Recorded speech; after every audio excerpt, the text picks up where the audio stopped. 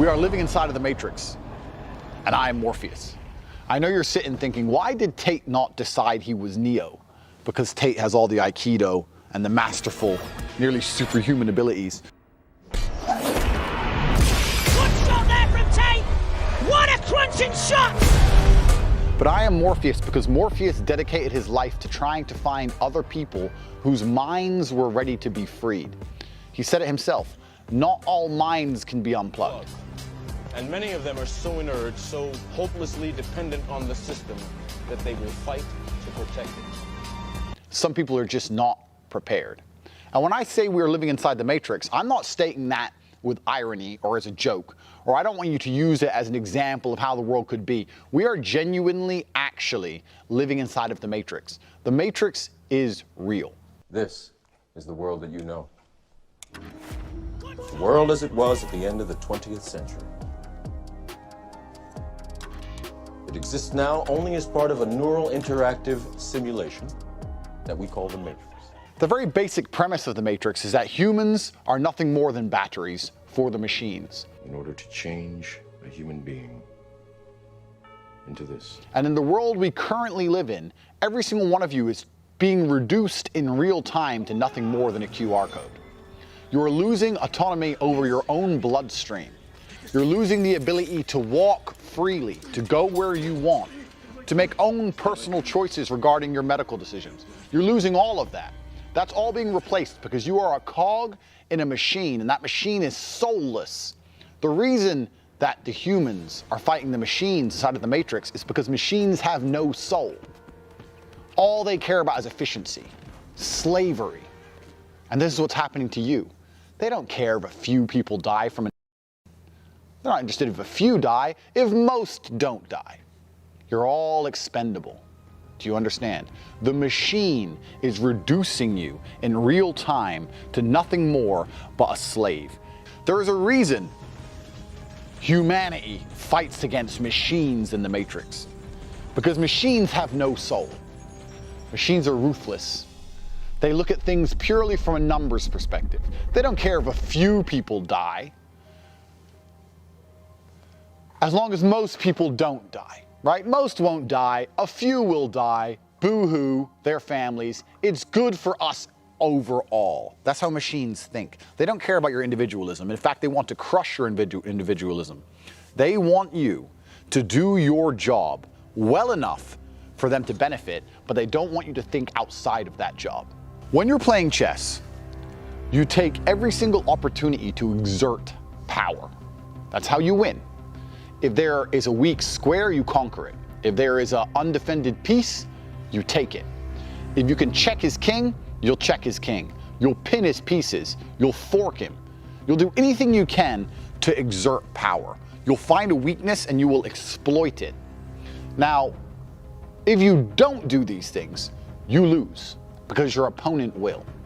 So when you understand that the governments of Earth, all the varying governments, and let's go a step beyond that, call me a conspiracy theorist, the varying interests which are above governments, which control, the food you eat, the money you use, who buy all the politicians. These interests, when they're combating, they make sure they take every single possible opportunity to exert power. Because if they didn't, they would lose. It's a chess game. So if something happens, a black swan event, I don't know, a disease appears, and they realize in real time that it's not actually a big deal, they will still use that opportunity to exert power because it's an advantage. They go, okay, people are obeying more than they'd normally obey. People believe the propaganda more than they'd normally believe.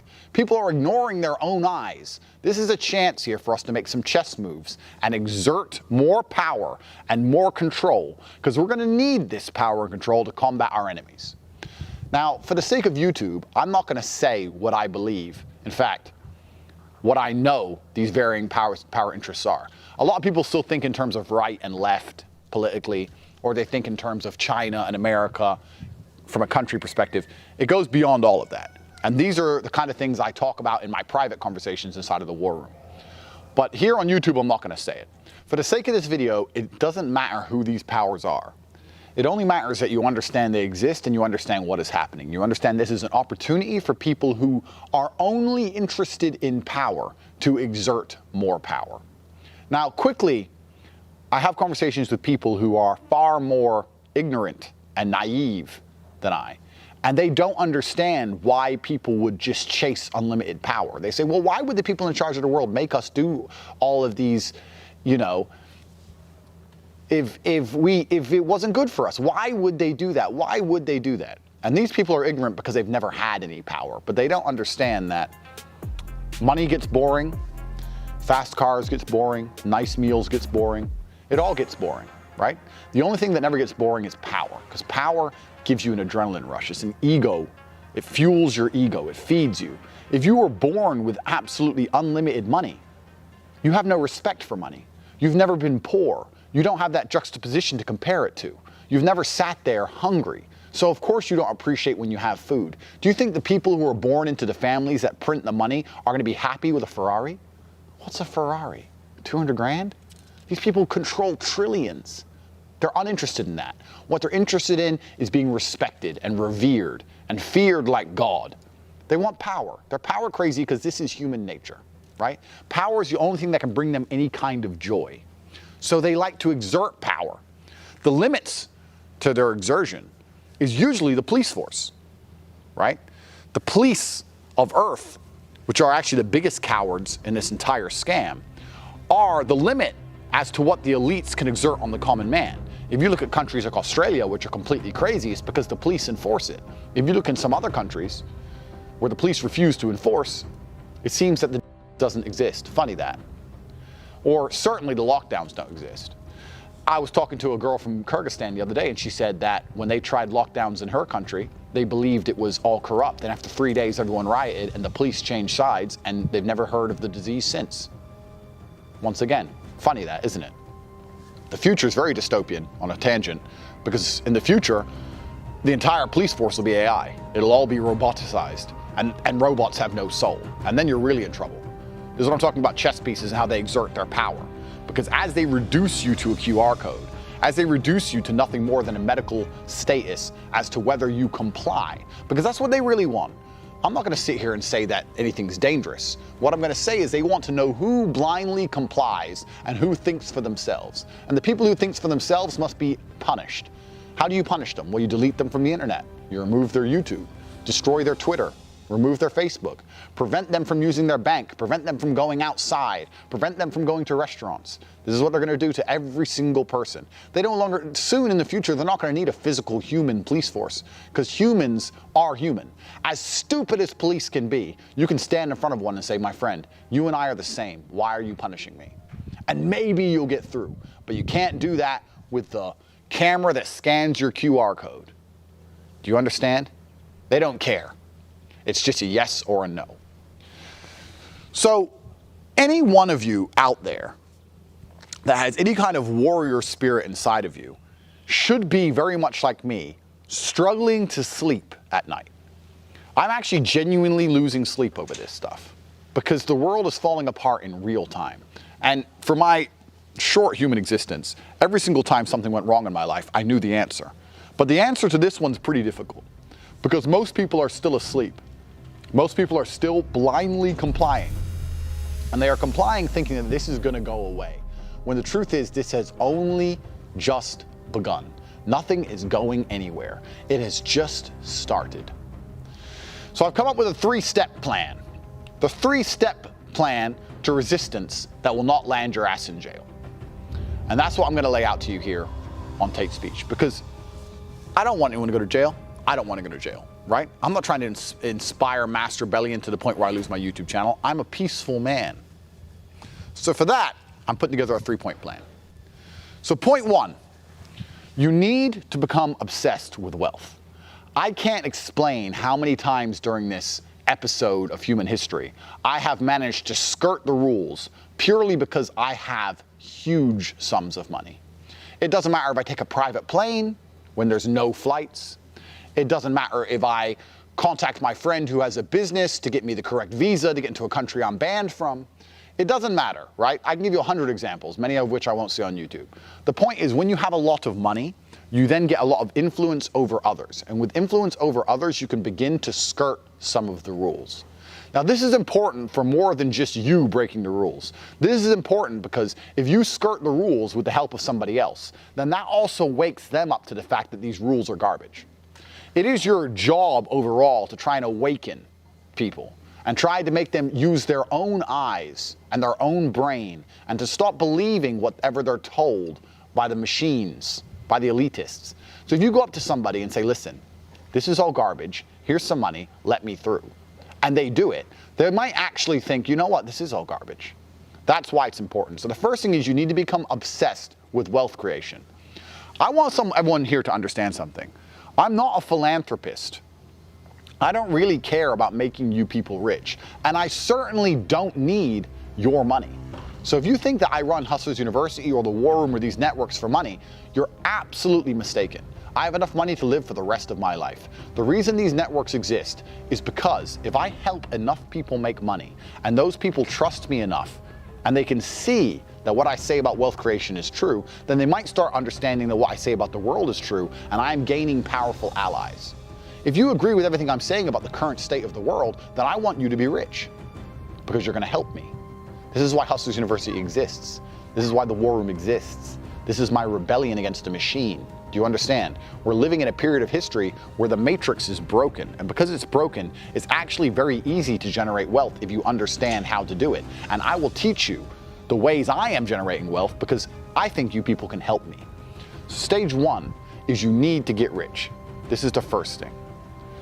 Stage two, you need a network. If I gave you $20 million, but you're a little dork in his mom's bedroom, you can't do much with it. That's gonna damage the matrix. You don't know anybody important. You don't have the pizzazz or the finesse or the charisma to bribe an official.